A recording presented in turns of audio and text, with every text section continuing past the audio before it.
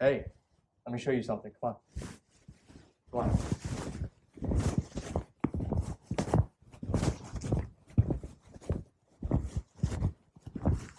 Here, have a look at this. Right here.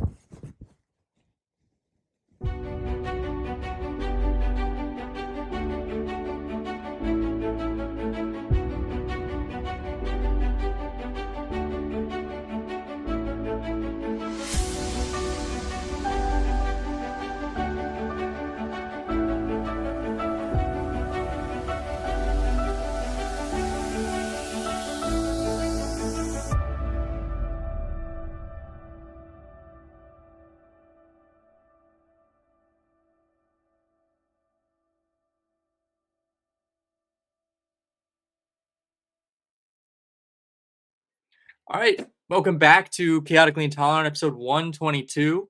Michael is back. Let me I forgot to add our little name banners here. It's fine, whatever.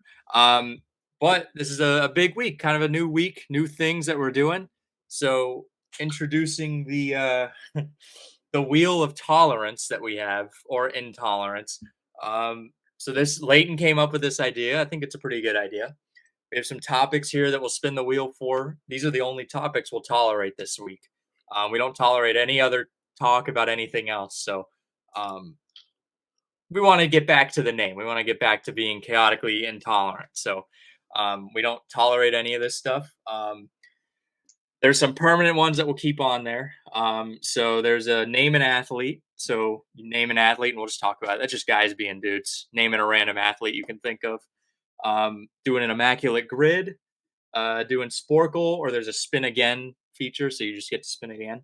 But this week, all of the temporary topics are just week 13 NFL. So let's just hope we hit on week 13 NFL, which odds are, I'm not a good gambler, but odds are we'll hit. So the first official spin of the wheel. All right, it's week 13. So we're just going to jump right into week 13. Easy. So the Ravens are on a bye, so we're not going to talk about them. Well, we can talk a little bit about them towards the end. But Seahawks, Cowboys. Dak, I hate saying it, but Dak might be the MVP. Think so. Now. And I don't like saying it. At home, if they gave it out just for home games, he would definitely win it. Yeah. Right now he is, let's see, I can look at the offensive stats, but he's around first in every category that really matters. Dak is third in yards right now. He is first in touchdowns at the moment. He has 6 interceptions. His QBR is second, and his rating is second as well. And I hate to say it, but that sounds like an MVP campaign right there. And his defense is going to let him down. No doubt. Yeah. Well, he came up with a game-winning drive at home, which he hasn't had to do all year, right? Because Dallas hasn't been behind. MVPs are won in December and now, in this case, January, because the season goes longer. So he's looking good. It's a pretty stiff race. Jalen Hurts, maybe his case took a hit today because injury, bad performance by the team.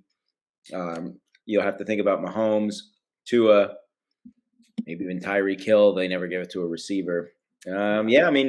Dallas, this was a classic trap game for them because they were looking, they coming off Thanksgiving with a big performance and then looking ahead to Philly, and Seattle had just gotten blitzed on Thursday night. So it was a little bit of a gut check and some calls that went against Seattle. Every time Mike McCarthy and Pete Carroll get together, right? 2014 NFC Championship game was epic.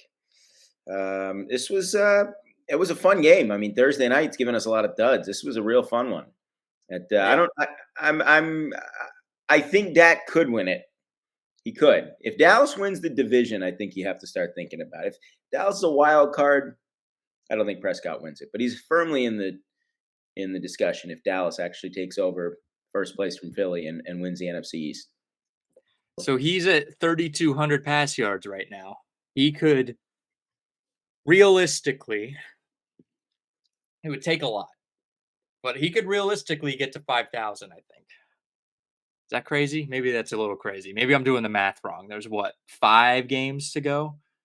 Yeah. Correct? For week 13, 5 games. He's going to need about 1,800 yards in five. I mean, that's not crazy to think that he could get there to 5,000 yards. Yeah, about 360 a game. I mean, yeah, you'd probably have to have like a 500-yard game in there somewhere to even Yeah. out, you know. Which next week is the perfect time for him to have a 500-yard game and maybe say, "Look, I'm the fucking MVP this year." After getting destroyed by Philly, and he has to just keep throwing to keep up. There's your 500 yards. But, Yeah. well, it was a redemption for Deron Bland, right? He had a rough game and then had a pick like late in the Yeah. game, and that helped turn it around because that kid's been on cloud nine, 5 pick sixes in his first 11 games, and then he was bound to have a bad night, which he did for a while, but he came up with a big play and some weird decisions like McCarthy didn't go for two and they were down by 8. He scored. Mhm. I actually, believe it or not, I actually like that decision. More coaches don't do that. They, so many coaches just go for two early in the game. But yeah, I mean, it was just like I said, this was kind of a game that Dallas needed to win this type of game, especially Mhm. at home where it's been so easy for them. So to get behind, Seattle's a solid football team. They're not great, but they're certainly not a bad football team.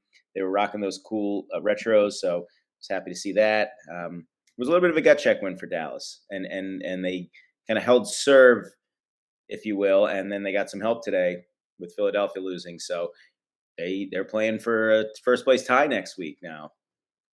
Yeah, I'm not sure what the tiebreaker situation is because if Dallas does win, they'll be tied head to head. They'll be tied division record. Pretty Well, right now sure. they have it. The I think Dallas has one more against Washington. They're finished with the Giants, but the Eagles have two against the Giants, and then you start getting into, I guess, common opponents. We'd have to figure that out, Yeah. and then conference record and the like. So probably, I mean, it's never too early, but it's week 14 would still be too early to be thinking about tiebreakers. I don't know if one of those teams, if we end up in a tie, if one of those teams can then control its own destiny. But either way, it's going to be a huge game. I mean, if Philly wins that game, they sweep Dallas. They're 2 up, essentially 3 up with what four to go at that point. It's all but done. But if Dallas wins, hey, I mean, got a real race in the NFC East. Yeah. And Seattle played well, but I mean they're done. Let's not Well, they're because technically their in a wild schedule card coming spot up. right now. I mean, they are in a wild card spot at the moment, which I think, given a couple of rough performances, especially by their defense lately, is still 6-6. They're behind the Rams now. The Rams had the tiebreak because they swept them, and the Rams won today. But yeah, you just don't feel like Seattle's got a lot of juice to make any kind of real noise. I mean, always believe in Pete Carroll that he can rally a football team, but and I like Geno. I'm not a Geno hater. I think he threw some great throws, and considering he was under a lot of pressure, they put up a lot of points. I mean, you can't ask for too much more from the offense than Seattle had, but it just doesn't. It feels like last year was kind of a Cinderella story, and now they're an slightly above average team. Yeah, they're not. They might sneak in as a wild card team, but I can't see the Seahawks making any noise. Yeah, well, I would maybe have more faith, but with 6 losses, they have the 49ers and then the Eagles for Mm, the next two. wow. And with 6 losses, they're on a 4-game losing streak at this point. I really don't see them winning those next two. Yeah, I mean, maybe they pull one upset, but even if they are at 7-7, um, you know, that's tough. I mean, last year they were 9-8, and all that got them was a spanking by San Francisco in the wild card round. They gave up, I think, 41 points in that game. I mean, at least their last three, Tennessee, Pittsburgh, and Arizona, all very winnable. So I mean, that'd be 9-8, I guess. I don't know. Yeah, I think they got to pull a big upset in one of these next couple games to have a Yeah, real they're shot. going to need a lot of help. Yeah. A lot of help. Moving on, Colts 31, Titans 28. Very exciting as a Colts fan for this to happen. Obviously, you win a big game, you sweep the Titans. It's very big, but this is not sustainable. This is not sustainable. I mean, we needed every break to go our way. Stonehouse goes down, and then you have Tannehill come in. He's the holder. Nick Folk misses the extra point that would have given them the lead and probably would have won the game. The Colts had a punt blocked for a touchdown, and then the very next punt that the Titans had, basically they blocked it, but it was technically a fumble on a great play. The Colts picked it up and then couldn't even punch it in from like the 6 yard line, um, which was very disappointing because when the Colts scored the touchdown on the punt, the Colts, for some reason, decided to go for two. I don't really understand. I mean, I understand the math behind it, but it makes no sense to go for two because Gardner Minshew threw a pick six or a pick two on the 2 point conversion that then made it a 3 point game instead of it being a 6 point game if they just kicked the extra point. If the Colts then, let's assume that the block punt again happens on the second drive, the Colts kick the field goal, they'd be up by 9 with about 8 minutes left in the fourth quarter. Mhm. Instead, they were up by 6. Thanks. The Titans went down and scored the touchdown, missed the extra point, so we got a lucky break. Right, because that And could have then, been game over. Yeah. yeah, and this was, I mean, the Colts defense, they need to invest in some secondary. I mean, in the secondary. Grover Stewart, you're missing Grover Stewart right now. I understand it. That's why Henry had 102 yards and Tajay Spears just dominated too. It was ugly. It was really ugly. Um, but they have to invest in some guys, veterans for the secondary next year. This is a young secondary. I mean, the Colts gave up 177, and Ryan Stonehouse had negative 11 rushing yards to it on top of the 177. So it was really, let's be real, it was 188 rushing yards. Not good on 42 attempts. Not good at all. Um, the offense, I mean, the run game didn't exist. It just didn't exist. Zach Moss is still a number one back in my mind. I don't care what anybody says. Um, Obviously, we're missing Jonathan Taylor, but it's not like Steichen will use either of them in the correct fashion, anyways. He just ran them up the middle every time into stacked boxes. Minshew, he, he 300 yards, but he fumbled. I mean, he lost a fumble. He lost two fumbles. Actually. Almost threw Uh, a pick six on the last, like, one. I think the oh, couple. yes, yeah, Yeah, they regulation. could have just kneeled it out. D'Amico Autry comes in and has the sack and also the interception. Well, almost sack and also almost.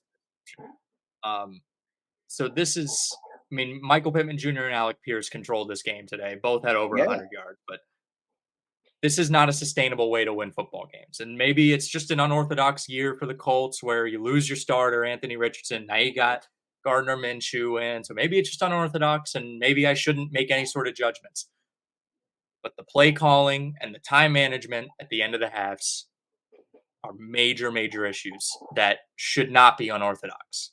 They should not be excused because of the unorthodox stuff. I can understand play calling being completely different without Richardson, but time management and decision making, especially on fourth downs and extra points, is horrendous, and it almost cost them the game today.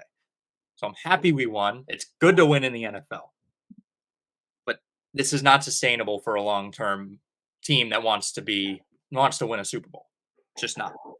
Yep, McCarthy would have kicked the extra point there. 23-17, you still have 15 minutes or so to play. Mm-hmm.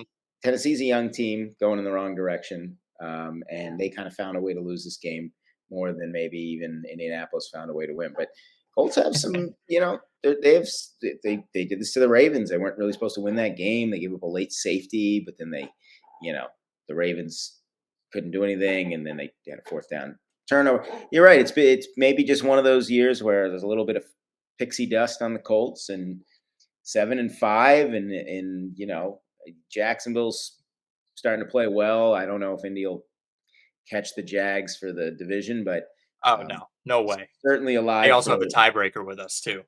Yeah, and Indy does have a win over Houston, so Yeah. that's helpful. Yeah, I mean, it's kind of fun to just see. It's sometimes more fun to see a team win when they're not really supposed to, or they're not playing a sustainable brand of football. I mean, the Colts were 4-12 last year, Yeah. so to be 7-5 with a back. I mean, I like Minshew, but a lot of people would classify him as a career backup. I mean, he has his moments. He finds ways to get it done. Maybe he's not really a career backup. He's capable, obviously, of starting for the Colts, but and much to your chagrin, I mean, there's no reason people won't be thinking of Shane Steichen as Coach of the Year candidate. Just, yeah, I'm sure I don't think he'll win, but just given the turnaround of the Colts, given that they had Jeff Saturday coaching out of nowhere last year, and here they are, 7-5, 3/4 of the way through the season, and in a surprisingly good division. Who would have thought if three teams over 500 in December in the AFC South, and Tennessee's not one of them, which given recent years they've been pretty solid. That's kind of a surprise. So Indy and Houston have been kind of the upstart teams, and we expected Jacksonville to be good. So yeah, this game just kind of typified both team seasons. Really, I mean, it defied logic that the Colts won. Kind of maybe defied logic that the Titans lost.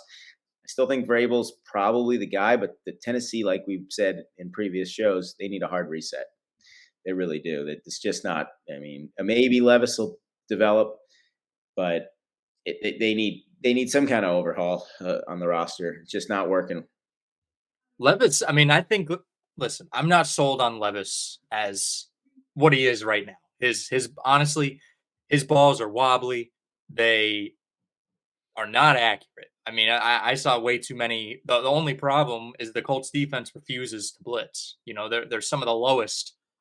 They're the lowest blitzing team in the league, and our secondary is so bad that if you just send them, it literally won't make a difference because our secondary is so bad. You might as well blitz and rush the quarterback and sell out. I would much rather sell out on the blitz and get beat downfield rather than not selling out on the blitz and still getting beat downfield. It just makes no sense to me.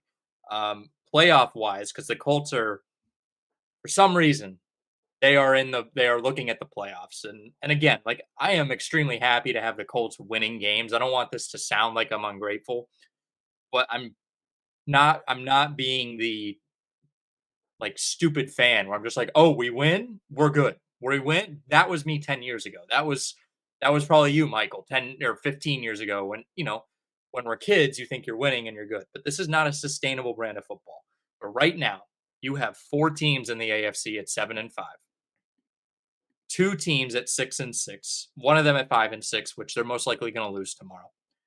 And the Chargers and Raiders are sitting at 5-7. So right now you have 1, 2, 3, 4, 5, 6, 7, 8, 9 teams within in the playoff spot or within one game or two games of a playoff spot at this very moment, which is anyone who loves parity, anyone, especially college football fans, if you love parity that they've seen in college football this year, this is parity. This is real parity, and it's only decided by numbers and not by a stupid committee Right. that will always get it wrong no matter what.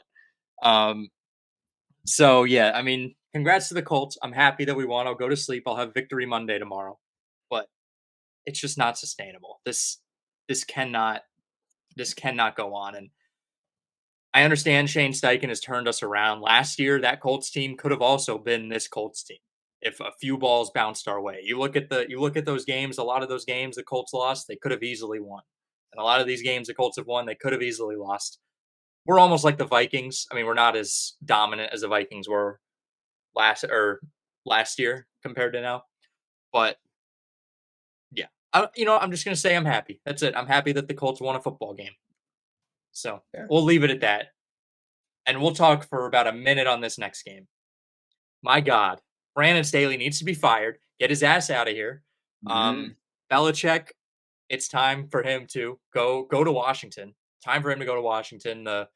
There's a lacrosse team there. There's a college that's really good at lacrosse in Virginia, I think. The Chargers, I'm sorry, the Los Angeles Angels defeated the Boston Red Sox today Yeah. 6-0. The Los Angeles Chargers of San Diego win a football game. I mean, it's the second time the Patriots have been shut out at home this year. They also got blasted at home by New Orleans earlier in the season. I couldn't believe this game because I was actually at a. I don't often go to sports bars. I feel like the Dos Equis man, but when I do, the Patriots are no longer on TV, and it was brutal. Both teams had 13 first downs. They combined for barely over 500 yards of offense. Like in the past, Patriots and Chargers. It's like next week, Patriots are playing the Steelers on Thursday night. 5 years ago, that was the premier game in the AFC. Times change fast. The Chargers are god awful. I mean, they won this game. They didn't win this game. New England lost it. I mean, Herbert didn't throw any interceptions. Austin Eckler had 14 carries for 18 yards. Herbert made a big throw at the end. I saw it from far away. I don't even know who caught it. I guess it was Keenan Allen. Bailey Zappi threw for 140. It was disgusting football in disgusting weather. It's sad in a way. I mean, people like to dance on the Patriots' grave. Sure, after all this time, it's really not that sad. But it's hard to believe the New England Patriots have the second worst record in football. The Carolina Panthers are the first. 20 years ago, they met in the Super Bowl. Patriots, Panthers. Now they're competing for the number one pick. Yeah, Staley needs to go. Chargers. It was just bad against worse today. That's all. Not much you can really say. I mean, Patriots need a quarterback. They may have a chance to draft one second for maybe even first overall. Who knows? Yeah, I don't think a lot of people are talking about. I know this Patriots team is god awful, but I mean, they're like a good quarterback and a wide receiver away from being a good team because they're the first team I think they're the first team in NFL history to do this. Now, this sounds like a 1940s football stat. They're the first team in NFL history to lose 3 straight games while only giving up 10 points or less. Wow. In all 3 of those games. Wow. That sounds like the 1940 fucking New York Knickerbockers or something. New York football Knickerbockers. It doesn't sound That's like what it sounds sport. like. Yeah, it sounds like a different sport. Yeah. It is insane how bad this Pats team is. I mean, not good. But again, they're one away. Like, they're a couple pieces away, which is insane. They beat Buffalo. I mean, they do have a win against the Bills this year. I'm trying to think who their other wins against off the top of my head, but the Jets. They beat the Jets. Oh, right. That's right. Yeah. And the Jets don't even count as a team either. I'm going to be honest. They don't. Yeah. Next one, Lions 33, Saints 28. The Lions, they pole rushed the Saints to come out. And then they just let them back into this game. And as a guy who took Lions -4, who also just found out sports gambling is now legal in Florida through the Hard Rock app. So happy. I'm very, very. It's a small step because you need DraftKings, you need FanDuel, you need to have the whole gamut, not this monopolized version that's way worse than the others. But it's a huge step in the right direction. Mm-hmm. Anyhow, carry on. But as a Lions -4 guy, I was at first like, oh, thank the Lord. I'm good. I'm fine. No problems here. We have 21-0. Yeah. And then they just kind of let them back in. And this is kind of what Detroit does. They're a good first half team. And then it seems like they kind of find their way to let teams back in. And that's why I'm not totally, I mean, I love Dan Campbell just because of the chaos that he brings to the league, all his dumb shit that he does. It's fun. He clearly cares about the game. That's one of the things you don't see from other coaches. He shows his emotions, wears them on his sleeve. But he can't just keep letting this happen where he's letting teams back into these games. And I'm not completely sold on the Lions as a 9-3 football team right now. No. Defensively, they've got a lot of problems that are starting to show these past few weeks. Even, going back early in the season against like Seattle, they gave up a bunch of points, lost 37-31. I mean, it's not like the Saints had ridiculous numbers, but again, they got a big lead and Goff made a few clutch throws late. He had a really nice one. He took a shot and completed the pass to basically seal the game. Like, they committed to running the ball. They had 30 carries as a team. The Saints aren't a very good football team. They're a very average football team at best. But I would be concerned because you have Detroit at 9-3, and you're trying to talk about them in the same vein as San Francisco, Philadelphia, Dallas. It just doesn't. You want to believe because it's the Lions and there's been a lot of hardship, and they're 9-3. I mean, like, they've guaranteed themselves a winning season in early December, the Detroit Lions. But this is the reality that Lions fans probably don't realize this. When you start winning, you actually start thinking, it's not all just roses. Oh, we're so happy to be winning. Like Lions fans are thinking bigger now. And they got to be a little concerned about the defense because it didn't look good on Thanksgiving. Recent weeks, it feels like they've had to really put up a lot of points. Mm-hmm. Yeah. Right now, the playoff picture, which I probably didn't go through, but Dallas is probably pretty secure in that 5 seed unless they do jump the Eagles. But Minnesota, the Rams, Seattle are all tied at 6-6, and Green Bay is at 5-6. Tampa is at 5-7. New Orleans is at 5-7 as well. And after that, I mean, there's nothing. There's no team even worth mentioning after that. Yeah, the Saints are. I'll just give you this: when Derek Carr walked back onto the field when Taysom Hill was on the field and walking off, they were booing him. The Saints fans were booing him. We don't want you out there. Which I'm a Derek Carr believer. I believe in him. I kind of feel like obviously he's not completely innocent, but the head coach has got to change too. Dennis Allen is clearly just not a good football coach. Because this Saints team feels like they should be much better than they are, and they're just not. Yeah, especially in that division. Like, you don't have to be that good to be hosting a playoff game in the Rockies Superdome, and yet, yeah, it feels like the Saints are one of the more underperforming teams. I mean, wasn't Dennis Allen? I mean, he was an interim coach. I don't know if he was an interim coach with the Saints or but he was with the Raiders. Maybe just not. I mean, it's hard to replace Sean Payton. I get that, but yeah, there's some merit to that. And Carr, I don't know. What are they going to do? Is Winston really a big upgrade? They're booing Carr. Taysom Hill's not truly like a quarterback, so they don't have a lot of options. I don't know what's going on with the Saints. It just feels like there's a disconnect. You're right, and it could just be coaching because there is talent on that roster.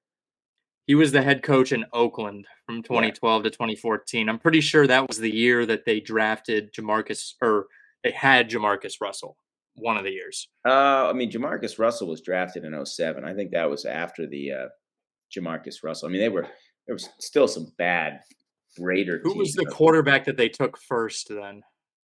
Did they take another one? Jamarcus Russell first, and then his Dennis Allen in 2012. The Raiders had Carson Palmer, Matt Leinart. I don't know if they had a quarterback. I mean, Terrell Pryor, McGloin. Oh, Terrell Pryor. That's who I'm thinking of. Yeah. Kind of the same. He was first overall. But they had Derek Carr was first. So I guess I didn't even put that together. But Dennis Allen had Derek Carr in Oakland. Mm-hmm. So Carr's rookie year was 2014, and Dennis Allen was started as the coach. They were 0-4, and then the late Tony Sperano took over. And I think that Raiders team looks like went to 0-10. Actually, do remember they beat the Chiefs for their first win on a Thursday night. But anyway, so I don't know. It didn't work. So that means Dennis Allen didn't win a game with Derek Carr in Oakland. He went 0-4. He hadn't won too many games with him in New Orleans. Maybe you need a different coach-quarterback combo. Well, moving on from that just sad game it's just a sad game for the Saints, I think. Just looks sad. The Atlanta Braves did defeat the New York Mets today, 13-8. The New York Mets did jump out to a 2-0 early lead in the bottom of the first over the Braves, but then the Braves just kind of in a slugfest, no, this was horrible. For a team that has an identity of running the ball, they can be so ineffective at running the ball, the Falcons. Yeah, I mean, the Jets are just next level pathetic. I mean, 13-8 final score. The Falcons, but for a while, the Falcons weren't running it well. I mean, they gave up a safety early in the game, and the guy went backwards for he was pushed 5 yards into the end zone. I mean, Desmond Ridder threw for 121 yards.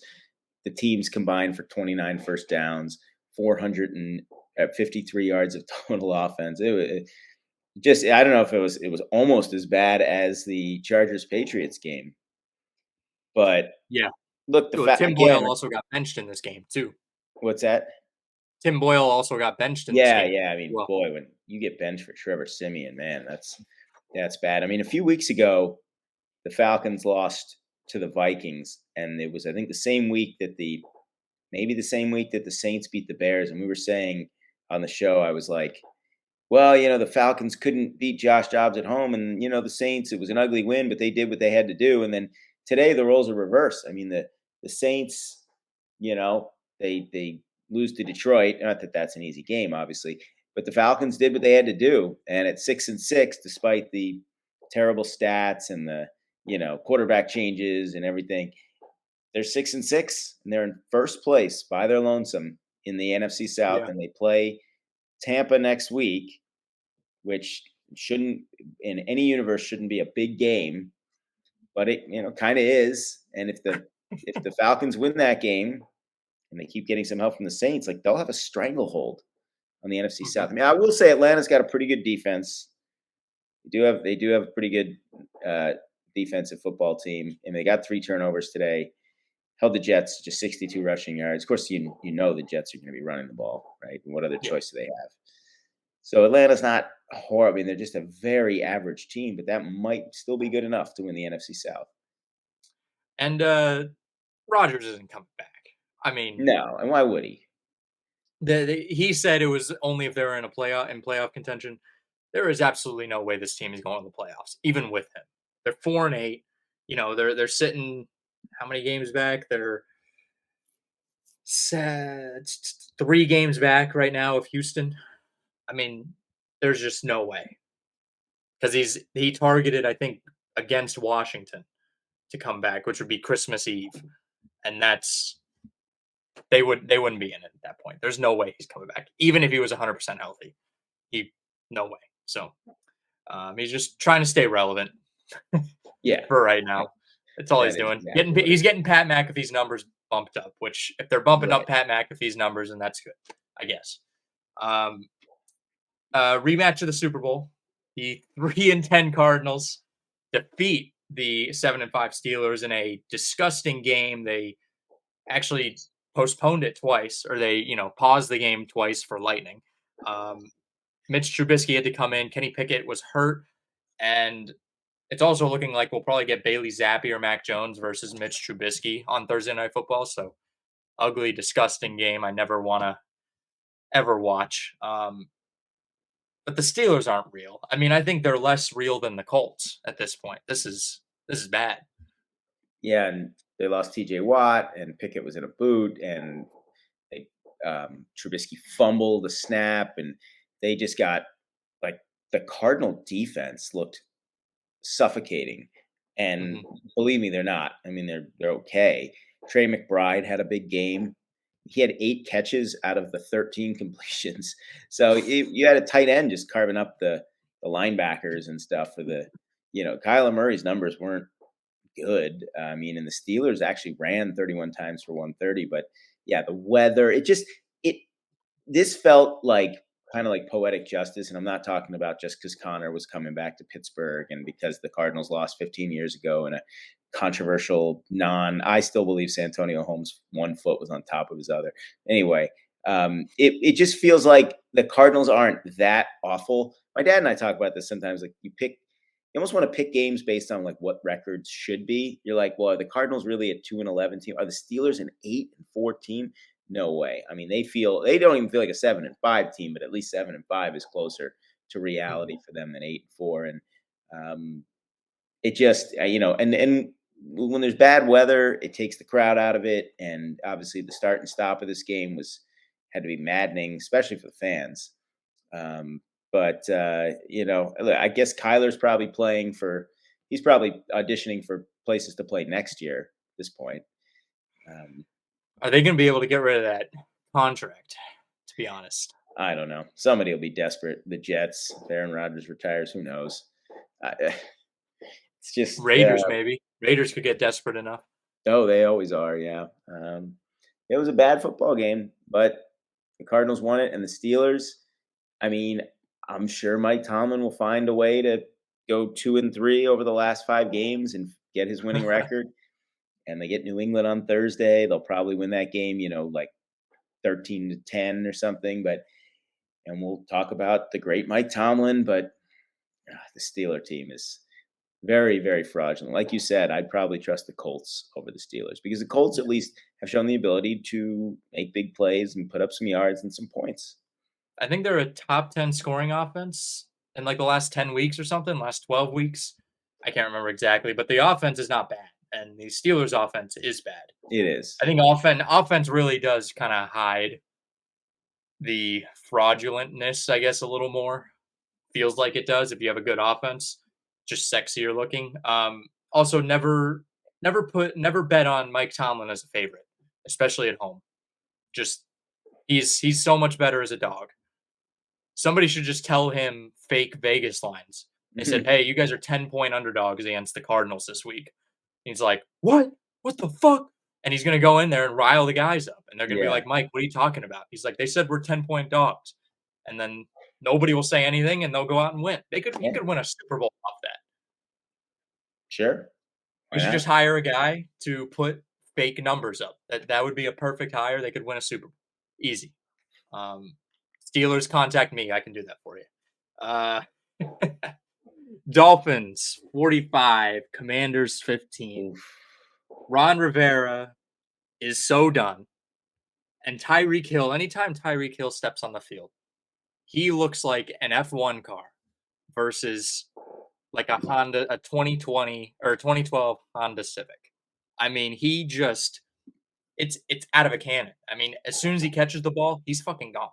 You're not catching him. And I had him over 93.5 yards today. I thought he was going to have 300 because the Commanders' defense is so bad. I guess Jack Del Rio wasn't the only problem. They got rid of him anyway, and Bill Belichick might be on his way there. I mean, yeah, they stink, the Commanders. I mean, it's hard to believe they have 4 wins. Talk about overachieving for your record. They were 3-1 to start the year, if I'm correct. That sounds right. I know they were 2-0. I know that. I remember they beat Arizona and Denver to start the year. They were 2-0, and then they lost 3 straight, but they were still 3-3 at one point. Yeah. And they played the Eagles in that close game when they were 2-1. Right. So it right, really was like, oh man. They actually ran for 138 yards today, which is hard to do when you lose by 30 points. So they outrushed Miami.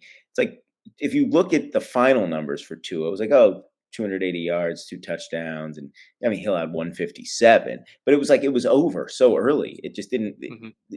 Those numbers might as well have been one half of football. I mean, Tua could have thrown for 560, and Hill, as you said, could have easily topped 300 yards if they just kept attacking the way that they were early in the game. And I like the feistiness of Sam Howell. He's a tough kid, but I mean, maybe you put him on a good team and he's fine, but he's got no prayer with this team.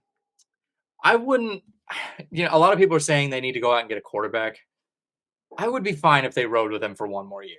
If Belichick or whatever head coach they hire gets there. And, obviously like the first year with a head coach anyways is difficult. That is much more of a kind of nice little introduction. You can see what Howell has. If Howell is the guy, then a better coach can coach it out of him. But right now, this is not the team. I mean, Miami was up 31-7 with like 20 seconds left in the half. They were up 31-7 at half. They were up 17-0 after a pick six at the end of the first quarter. Like the game was over before it even started. And that pick six was on a screen. Like Howell literally just threw it and the Dolphins bull rushed through the line. I mean, it was any little kid could have done that. That's how easy it was. But again, the Dolphins need to win a game against a good team. That's just right. That's going to be the thing. It's going to be their thing. And the Mike McDaniel thing, where he's funny and he's laid back and he's goofy, that only works. It's cute when you're winning. But when you can't win big games against good teams, it's not cute. It's fucking irritating because then you're like, dude, you need to focus on getting ready. Right. Get our guys ready. Come on. So Yeah, I mean, there's not much was said from this game. Um, Broncos Texans. So first, I mean, Tank Dell done for the year. That hurts. That kills Houston. But CJ Stroud is right now one of those special quarterbacks where you throw any receiver there and they're going to be fantastic. Nico Collins this today, once Tank Dell went out, 9 receptions, 191, and a touchdown. And Nico Collins isn't a scrub, but great quarterbacks. I mean, Andrew Luck made T.Y. Hilton what T.Y. Hilton was. We saw what happened when Luck retired. Great quarter, Peyton made. I mean, I'm sure Marvin Harrison and Reggie Wayne would have been good, but Peyton really made Marvin Harrison and Reggie Wayne. Brady made Welker and Edelman. You know, all these guys, these quarterbacks elevate them, and CJ Stroud is one of them. The Broncos. This was the game of for both of them. This was like a must win, I guess, considering they're both 6-5. Yeah, 6-5 coming into it. Two of the hottest teams in the league. The Broncos needed to win this more than the Texans. I'll say that. They definitely did. They have a much tougher schedule down the stretch, and Houston also has a game with Indy at the end of the season, so they could make up a game like that. But they played. It seemed like Houston was going to run away with this thing, and then Denver kind of clawed back in, which is what they've done all year. So I don't really think anything changed, in my opinion, about these teams. Denver was due for a loss at some point, and they still made a game of this. It stinks for Tank Dell, but yeah, I mean, what a game by Nico Collins and Russ. I mean, he'd been playing better, but 3 interceptions today. They needed better from him. I mean, he ran it a lot. He ran 10 times for 44 yards and a touchdown, and a nice TD bomb to Cortland Sutton. But give the Broncos a lot of credit because they looked horrible. Obviously after they lost the 70-20 game, and they also lost to the Jets, and they got held to single digits by the Chiefs, and then all of a sudden they turned it around, and they had won. I think they had 5 in a row going into today, and but Houston, think about it, they're 7-5, and they've had some heartbreaking losses. Last second field goal last week, or they missed a field goal. They had a last second field goal. They lost to Carolina. They're the only team to lose to Carolina, and they lost on a last second field goal to Atlanta earlier this year. Obviously, they've had some close wins as well, like the game against Cincy, but there's some legit excitement in Houston, and that was you saw how fired up they were. And D'Amico Ryans, the end, they get a pick in the end zone to seal it, and hey, they're thinking division. I mean, because they split with the Jaguars, but they at 7-5 with 5 games left. It's not impossible. They've got a quarterback now. They've got what they hope is obviously a better human, but also a better quarterback version of Deshaun Watson, in CJ Stroud. So amazing that, all the talk about how much better he is than Bryce Young, and yet head to head, Bryce Young's got his number somehow. But this was this turned out to be a fun game. I mean, because it did look like at one point there was almost a touchdown. It was called back. I think it was like forward progress was stopped. Looked like Houston was going to be up 20 points, and then the Broncos made it close and then got all the way down at the end. So it was a fun football game. Yeah. The Jags have Bengals, Browns, Ravens at the Bucks versus the Panthers and at the Titans. It's not easy. Bengals, I would assume they're going to win. Browns, we'll talk about the Browns, but you never know. I mean, the Ravens, I think the Ravens will beat them. The Bucks are one of those you never know teams. Panthers, they'll win. And Titans, division opponent. You never know with division opponents. So I definitely think Houston does have a shot. Obviously, the Colts are further back. They're really 3 games back. So I just don't see that happening. But yeah, I mean, the Texans, I think D'Amico Ryans is the coach of the year, no matter what. I mean, what he's done with this team, what he's made their defense into. I mean, Will Anderson Jr., I mean, he had that interception at the end of the game to win the game, but he's a monster. He's really coming into his own as a player, and I just don't really see how you make anybody else coach of the year except D'Amico Ryans, especially the quality wins that this Texans team has had. I hope D'Amico Ryans or Shane Steichen wins coach of the year. by the way, because they were 3-13 last year, and I mean, if you told anybody the Texans would get 7 wins for the whole season, they'd be like, "Wow, great job, D'Amico Ryan's Coach of the Yeah. Year," and he's got a chance to get maybe 10. Why not? I mean, they could just maybe run the ball a little bit better. They're gonna have to figure out who can replace Tank Dell, if anybody. Young defensive minded coach. These ex Niners coaches are doing all right. You can say what you want about the Jets, but I don't think it's Robert Saleh's fault. I mean, some of Well, it, the offense. the quarterback, the quarterback issue Yeah, was yeah. Well, let's say honestly, I this: think they've done well with the defensive parts of their yeah, football teams, and absolutely. and obviously D'Amico Ryan's has a bona fide franchise quarterback, whereas Robert Saleh doesn't. But Yeah. and look, and Sean Payton in the Broncos should still be. I mean, it's not like their season's dead. I mean, they're 6-6. The Yeah. AFC, anything's possible. It hurt their chances to maybe think about the division. I think that was a pipe dream, but I think if they keep, they stay positive, stay confident, they can still win 9 games and maybe sneak in as a wild card. Why not? Yeah. This is a game that it was on Red Zone, and I said, "Why do we have to watch this game on Red Zone? This is disgusting." The Panthers lose to the Buccaneers, 21-18. I felt like you should at least have 8 combined wins between the two of you to be put on Red Zone because this is horrible. This is just gross, absolutely disgusting. Um, what is there? It was rainy. It was gross in Tampa, anyways. The Bucks. This is not the Panthers are not a team the Bucks should have let hang in there if they even want a shot at the division. And sadly, they still have a very real chance to win that division Oh yeah. with a 6-6 Falcons team being there. So I really have nothing else to say. I think it was good for the Bucks at least and the fans to see Mike Evans have a really big day. I mean, he's such a big weapon, and they ran it pretty well with Rashad White. I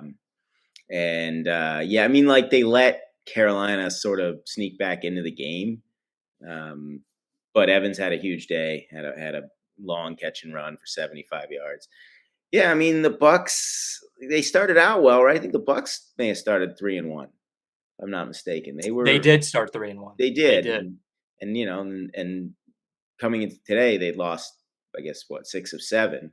So they did what they were supposed to do, which I feel like we say that a lot for teams in the NFC South. Well, they did what they were supposed to do today, and here's Tampa.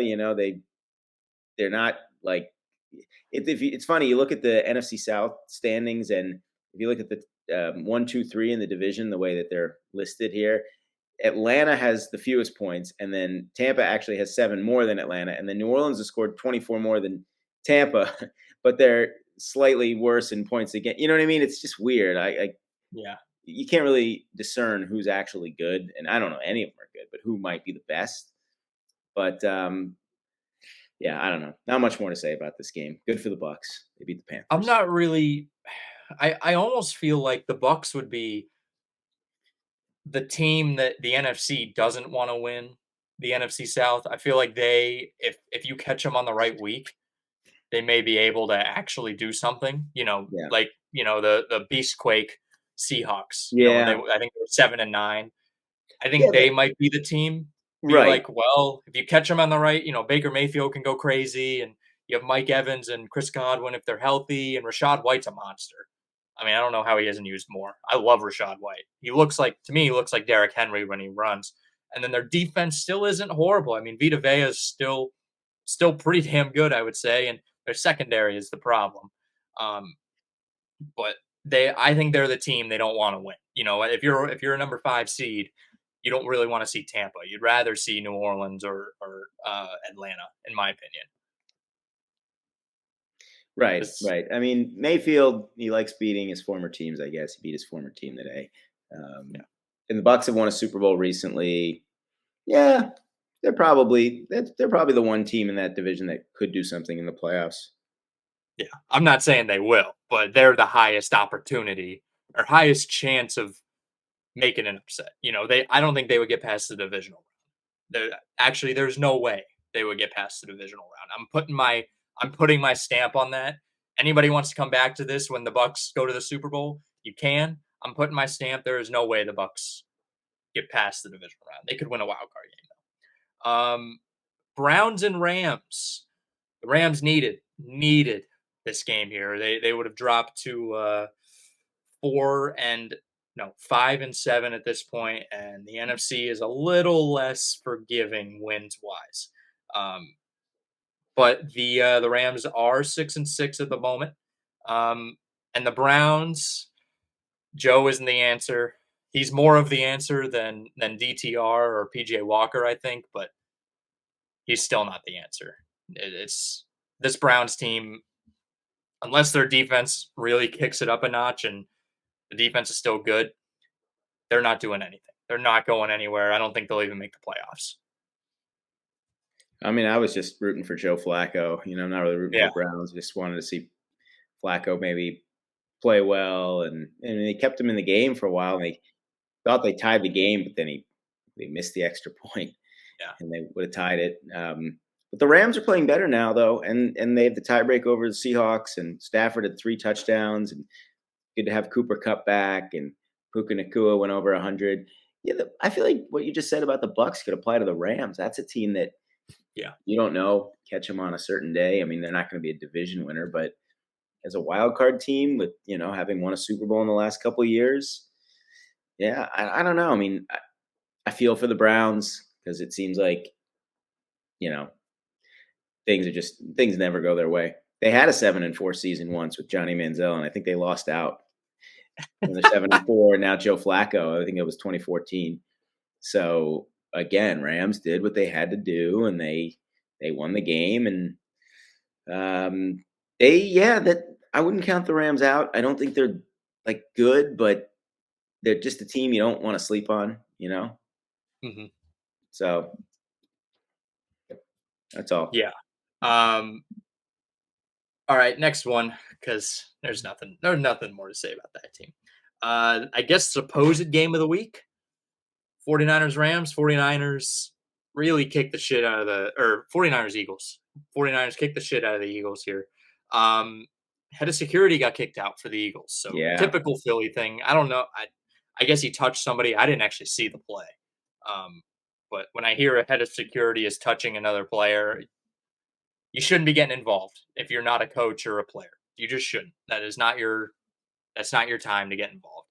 No matter if it's a fight or anything. I'm going to be honest. This doesn't tell me anything about anybody. It really doesn't. It tells me that the 49ers are good. It tells me that the Eagles have played, I think, 3 games in like 13 days or something like that, a large amount. So they're tired. They look tired. 49ers look rested, ready to go. They're on the mini bye. And Deebo Samuel was a monster. But I guess the Niners are the best team in the league. I don't know. I want to see a rested Eagles team see a rested 49ers team. The 49ers, like this was about them trying to prove that they would have won last year if Purdy was healthy, and they went into Philly and just stomped on the Eagles. And the Eagles have been pretty lucky, let's face it. They squeaked out a win against Kansas City, and they won a game against Buffalo that they shouldn't have won. And but I don't know. I do think the 49ers look really – I mean, we know they're good. It's not like no, they were good. They had that 3-game losing streak, but they're healthy. And, I mean, for them, it's just about erasing these big postseason disappointments of years past. But it was just I mean, it was 6-0 Philly after the first quarter. You were like, oh, it's going to be one of those games where Philly they do it a different way this week because they won 37-34. Maybe this week they'll win, 17-10. And then next thing you know, it was like 7-6, 14-6. And, it was 14-6 at the half, and then 21-6. And it was when it got to 21-6, you just thought, you're like, yeah, Philly's, they're done. They're totally done. Mm-hmm. So I don't know. But I know Philly plays Dallas next week, and they could go from being high atop the world as the 1 seed to the 5 seed potentially. Mm-hmm. Absolutely. So, it can go like that, and that, especially in the NFC Beast. So, right. Yeah. Let's see. Chiefs Packers. It's going on right now. Packers are winning 14-12. Packers got to win. You drop to 5-7. You're still a game back of a playoff spot, but they need the confidence. They just beat Detroit, and this is what really well-run organizations do.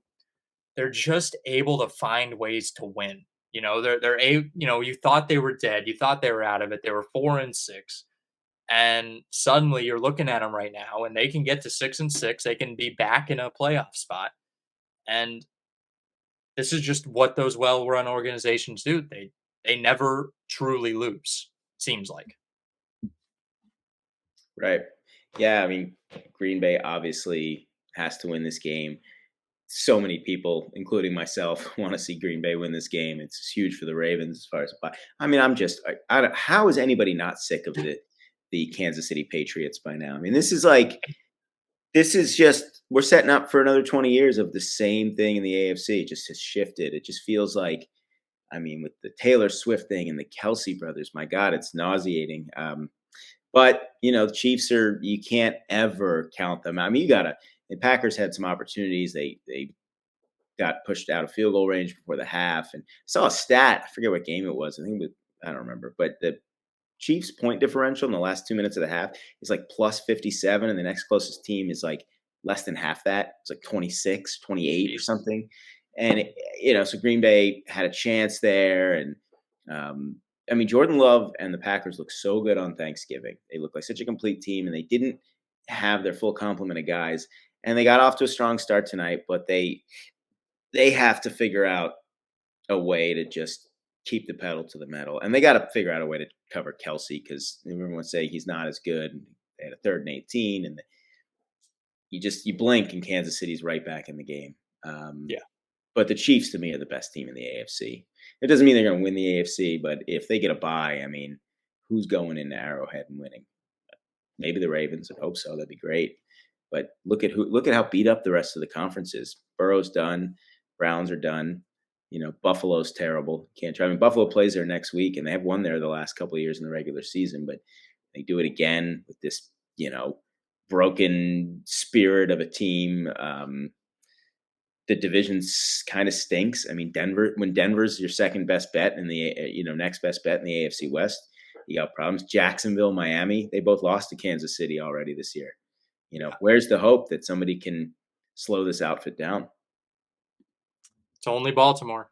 Yeah, we'll talk a little bit Baltimore. I guess we'll maybe preview, but just I don't know. What are you feeling like? Because I know you're not always very positive right now, and we haven't talked in a few weeks about it. I mean, the Mark Andrews injury really is concerning. It just feels like that there's so much comfortability for Lamar Jackson with Mark Andrews, and to lose him potentially. I love Zay Flowers. I don't love that he didn't go down at the 1 yard line. That hurt some people's bets, and it also theoretically let the Chargers have a 0.5% chance to win that game instead of 0. Like, the receivers are starting to play better. They're not going to make up the tight end production with Isaiah Likely and Charlie Kolar. They're just not. The defense, love Roquan Smith paired with Patrick Queen. Kyle Hamilton's had a great year. I don't know. It's Lamar. It's like, it's still, at the end of the day, it's him that concerns me. And it's Harbaugh. I don't trust. I think he's too analytics focused. I think he's gotten a little bit better taking points, things like that. I mean, we found out last week Justin Tucker's human because he missed a 49-yard field goal, which is like an extra point for most kickers. I know. There's a lot of reasons to think the Ravens could. I mean, obviously things have shaken out right for them with the division. Like I said, not that you wish it to be with injuries, but Burrow and Watson being out, and and now Pickett being out, really. So Lamar is really the only healthy starting quarterback in the whole division. I don't know that says a lot. I mean, all those teams have respectable records, but I don't know that the Ravens are like winning this powerhouse division. They're the only top team that doesn't face Kansas City on their schedule. So it's hard to tell. We don't have like a game film to go off. In fact, they haven't faced the Chiefs. They didn't even face the Chiefs last year. So how would they match up? And are they built to go on the road? cold environment. I don't know.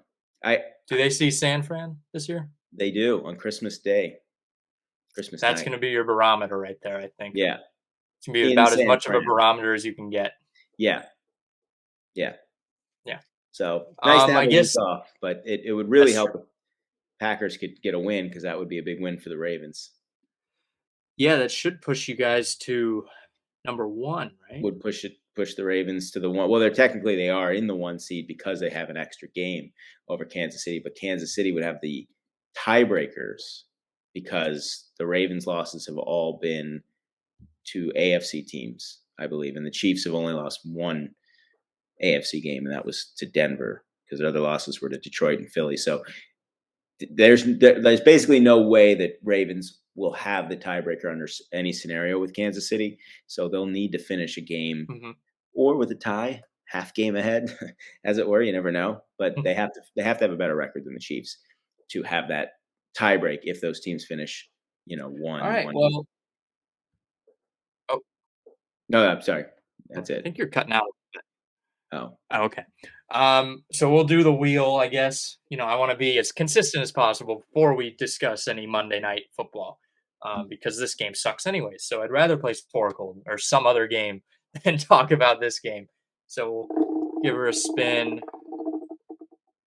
Well, it's week 13 anyways, so doesn't even matter. Let's see. All right, this game sucks, man. This is a stinker. Obviously we thought it would have been some sort of playoff preview, but it's not. Bengals Jaguars. The Bengals, they don't. I guess draft wise, what do you even need for the draft? So I don't really think if they care about losing out or not. They're going to try and salvage what they have, maybe win some football games, just have some fun, keep Jamar Chase and their bigger pieces healthy. And the Jags, I still don't believe in the Jags. I mean, they just they let people into games too much. Trevor Lawrence makes a lot of dumb turnovers. That's the other thing. I've watched him as a Colts fan make a lot of really dumb turnovers, and that can't happen. I'm thinking next year is going to be their year. They probably need it. Yeah. But they're learning how to win, and given how they started the year 1-2 and losing a couple games at home, I think the fact that they've turned it around. Doug Peterson knows how to rally the troops. If nothing else, he knows how to rally the troops. I would say that's their battle cry. This is a game where they were probably gearing up for a big game, against Burrow, and now they got to just guard against the letdown, basically. Because I can't see this Bengals. They were having trouble at times offensively with Burrow. Remember, they started out. Oh yeah. Then they were getting it going, and right when they were getting it going, now they're on to Jake Browning. So you never know. This could be one of those weird games that ends up being fun for no reason. But I think the Jags should win. But you're right. It doesn't tell me anything about them if they do. Yeah, I had Jamar Chase and Joe Burrow on my fantasy team. I thought I was going to open the season undefeated. I was ready to go. And, well, obviously I am 3-9 right now. So that's about as good of the season as went. And I had Debo and Purdy today, who did great, but it's just a wasted on my horrendous season. But I'm trying to play spoiler for everyone because why would I want my friends to win? I'm the commissioner. Why would I ever want to give away money? I feel you. All right. Well, I think that's it. We do another wheel. We do multiple wheels here now, which is just 2 wheels is a lot of wheels. It is. We'll have to figure something out. But we do a number wheel at the end of each episode, which I always forget to do with anyone who's not Leighton. So I'm going to pause this real. All right. So just give me a number between 1 and 100. We just try and guess it. And if you guess it, you don't win anything, but it's just fun. 58. 58. Okay. Nobody's won it yet, by the way. Nobody has ever won this. We've done this for about 50 episodes now. So I'm 29. I'm always 29. Let's see. Not close for any of us. You're closer though. 92. Not even close. Thank you. Thank you to everybody for watching. Make sure to like, subscribe. Go follow us on our Threads account. That's been pretty big for us.